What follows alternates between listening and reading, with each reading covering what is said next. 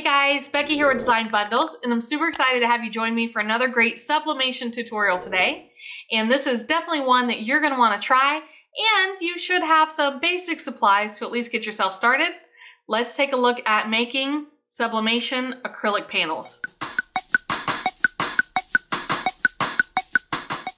Here I am in Silhouette Studio, and I'm only using Silhouette Studio as a basic software to print my designs. But while I was doing that, I thought I would take the opportunity to show you how I'm setting it up. And why I choose to print from Silhouette Studio is because I am already familiar with Silhouette Studio, and I think it's a pretty robust software.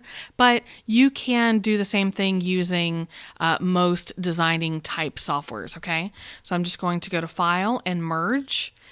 And I'm going to open up, I have a clip art image that I've downloaded, and then I also have a SVG that I'm going to overlay over the top. So I will start with my photo. Now this is just a beach photo that I purchased through my Plus membership on Design Bundles, but you can actually do this with any photo that you can bring in. I just thought this one was really, really pretty.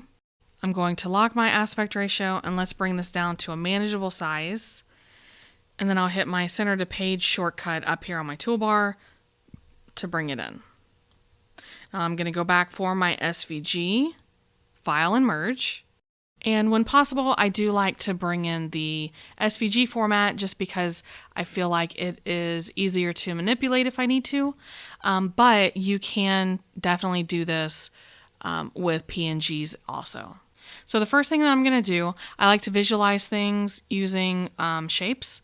And the acrylic panel that I'm using today is going to be a 5x7.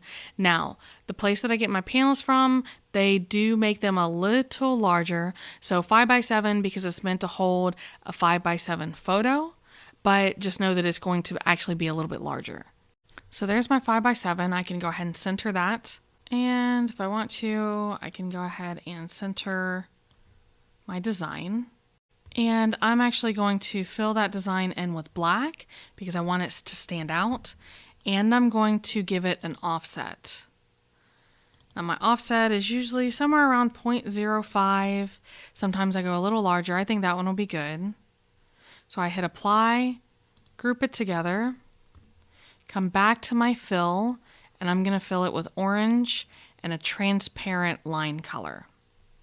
Now I am going to increase that size. Oh, I want to increase it to 7.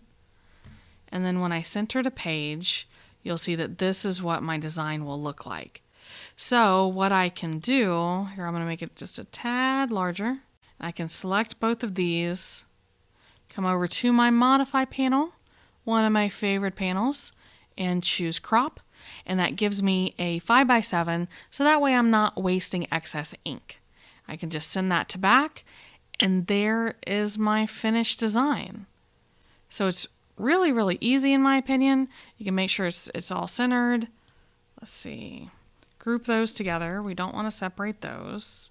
And then if I had more of these, I could go ahead and fit more to this page.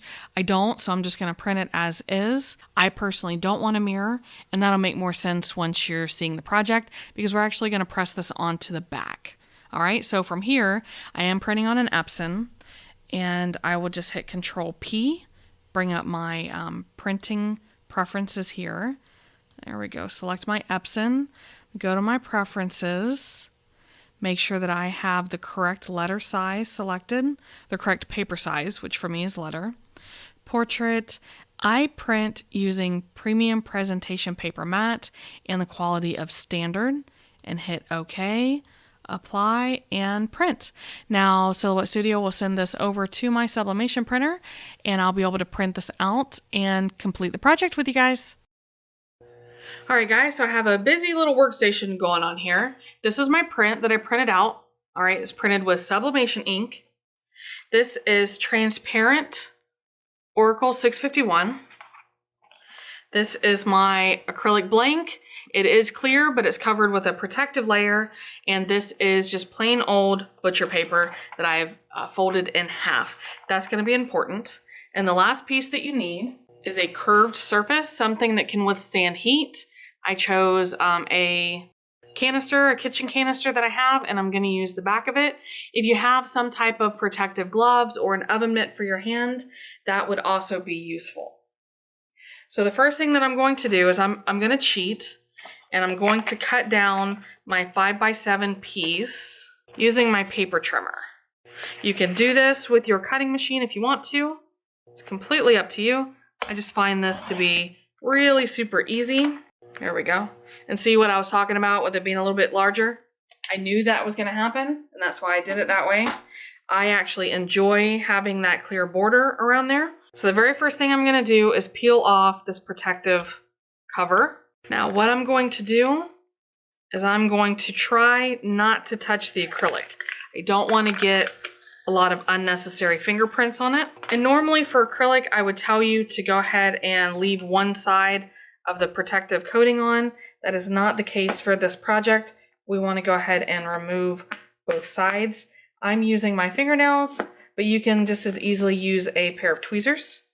All right, so to apply this, what I want to do is I want to go ahead and start peeling off the backing. Okay, try not to touch it if you can.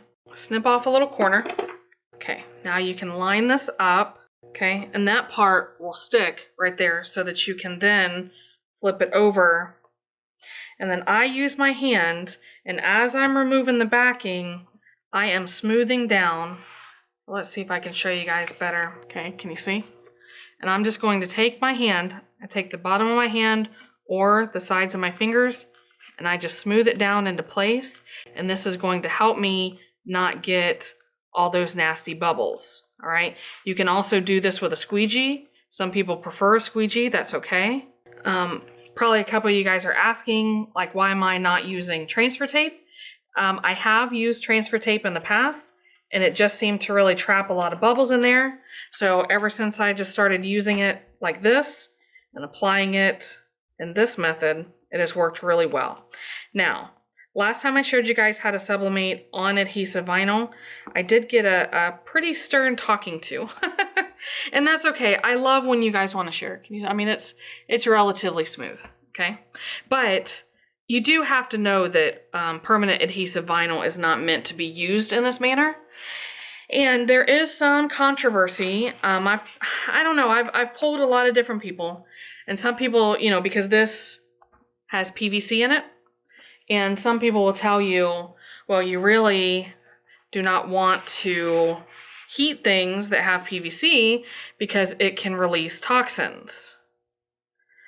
So it's just something I want you guys to be aware of before you try this. All right, so what I've done here is I have lined up, because I can still see the edge, I've lined up my print and my sublimation.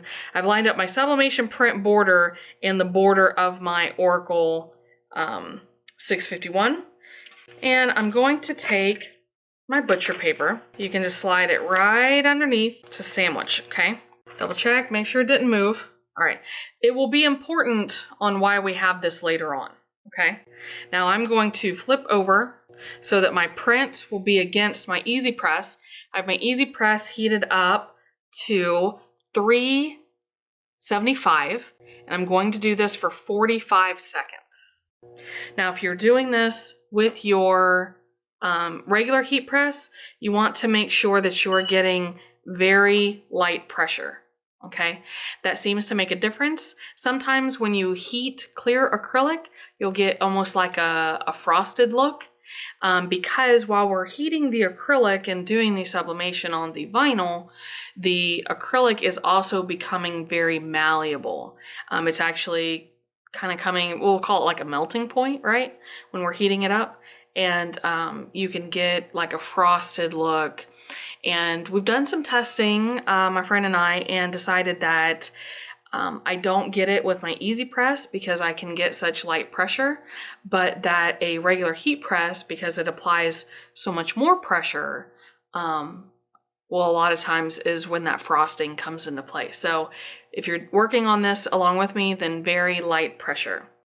All right, now the very first thing that you want to do is you want to check and see, all right, my acrylic is not very flexible.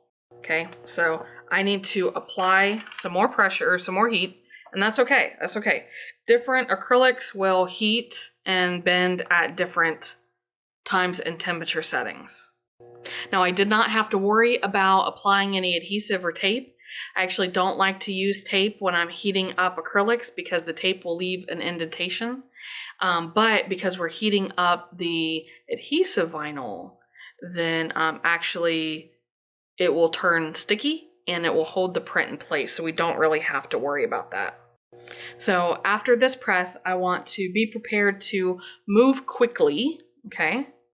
The indentation is also why my page is bigger than my piece of acrylic, because if your page is smaller, it can also leave an indentation with the acrylic being so soft during the heating process. Okay, so what I'm gonna do is move this real quick. Okay, now you can decide which way you want to curve it. But I'm going to put this on top and pull down my sides. And you just want to watch your print and make sure that it is curving in an even manner. Okay, see how I can see the edges right here? And I can see the edge of my canister. And I just want to do this also using, this is a ceramic canister. And doing it this way, the canister also leaches out a lot of heat from the acrylic. So it really works out well, in my opinion. This is probably one of my favorite things to do. I don't do it very often because I do keep in mind what I was telling you about with the heating up the vinyl. Once it cools a little bit, your acrylic will be cool enough that you can take it off the canister if you want. Now you'll notice that the vinyl will try to come with it. So that part you want to wait until it's all the way cool before trying to peel that vinyl off. But I can give you guys a preview. Can you see how pretty that is? All right, very, very pretty. Now, when it doesn't have the backing, okay, because this obviously has the white paper backing. When it does not have the backing, it is much more transparent, translucent, whatever you want to call it, which is very pretty.